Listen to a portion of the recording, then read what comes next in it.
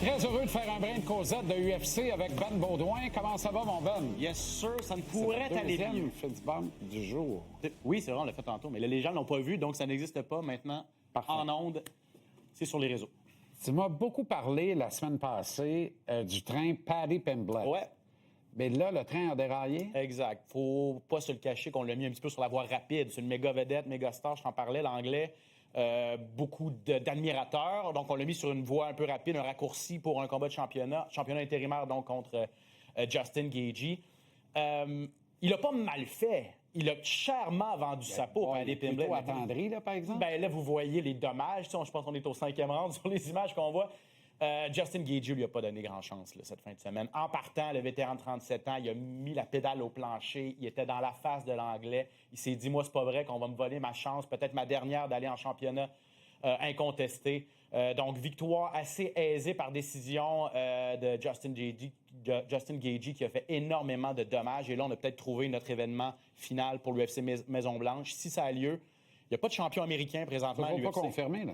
Ben, je veux dire, Dana White dit que ça va avoir lieu. Tout porte à croire que ça va avoir lieu. Pour des raisons de sécurité nationale. Moi, j'attends de voir que les services secrets donnent le go. C'est juste ça que j'attends. C'est pour ça que je me garde une petite gêne.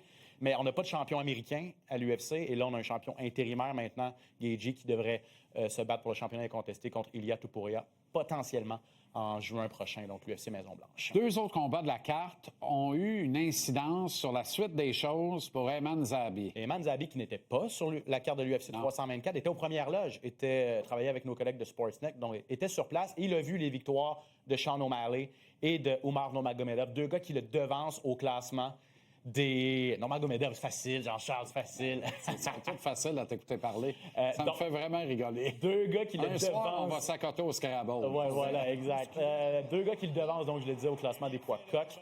Et à mes yeux, c'est un peu négatif pour la suite des choses parce qu'il y a beaucoup de changements dans cette catégorie-là. Nouveau champion, Pietarian. Et là, O'Malley, ancien champion, retrouve le chemin de la victoire. Voudra pas affronter un gars comme Ayman Zahabi qui est derrière lui au classement. Nurmagomedov, même chose. 2 victoires de suite maintenant.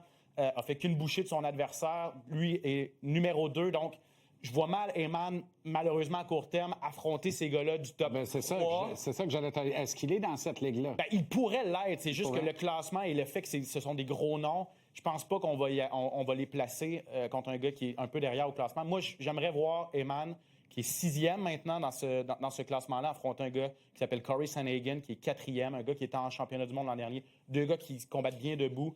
2 durs à cuire. Et ça pourrait faire une très, très belle finale si jamais on revenait au Canada, peut-être ce printemps.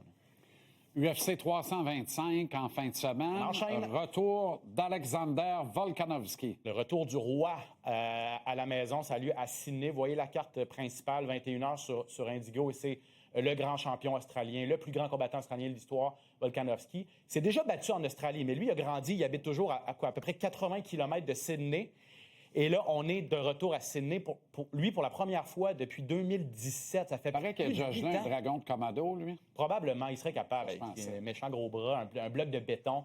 Non, mais honnêtement, et ça va être fou l'ambiance là-bas, parce que ça fait plus de 8 ans qu'il ne s'est pas battu à la maison. Tu sais, c'est comme si on dit Charles Jourdain se bat à Calgary. Il n'est pas vraiment à la maison. Lui, il s'est battu en Australie déjà, mais à l'autre bout du pays. Là, il est vraiment chez lui, devant famille et amis. C'est GSP au Centre Bell. 100%, exactement.